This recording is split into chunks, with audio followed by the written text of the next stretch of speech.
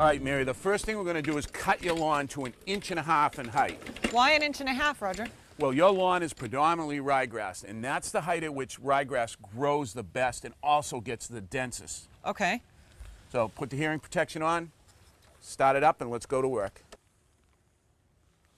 Go right around.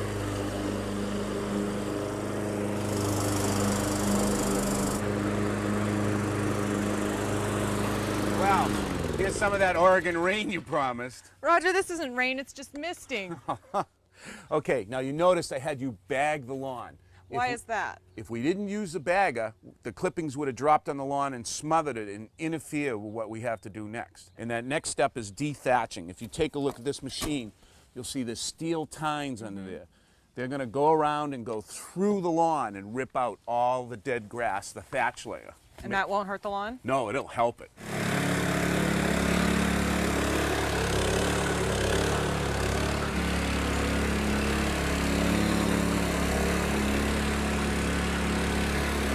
Well, Mary, we really took a lot of material out of the lawn. It wasn't too much, was it, Roger? No, take a look at that. There's some grass in there, but take a look at all this brown. That's the thatch. That's what we wanted to get out to open the lawn up. Okay. Now, we want to open the lawn up even more. Okay. And to do that, we're going to use this core aerator.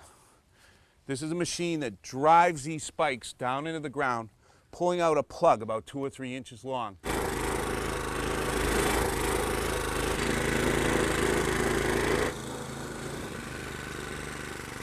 That's good, Mary.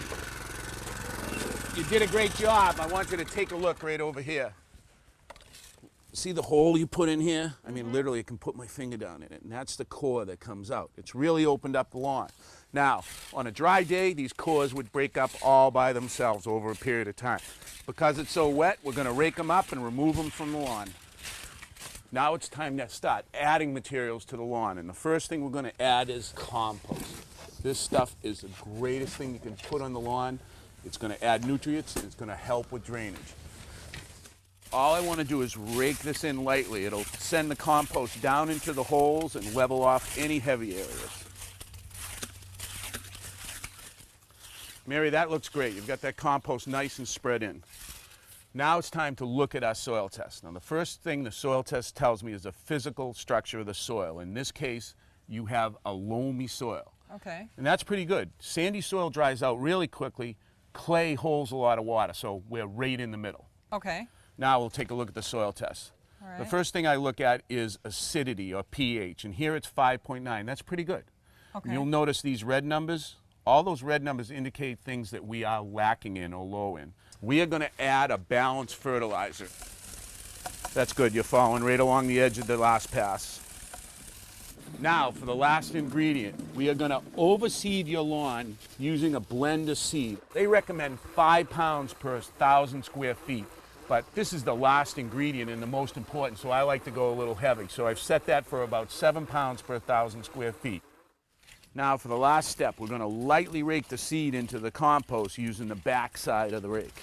Like this? Yeah, that's good. We just want to cover that seed up. Okay, so how long before I'm going to have a new lawn? Well, in 5 to 7 days, the perennial ryegrass will germinate, and it'll take a little longer for the other types of seed. Okay. And you're going to have to water it, probably twice a day, but just keep it damp. I don't want you to soak it and wash all the seed out.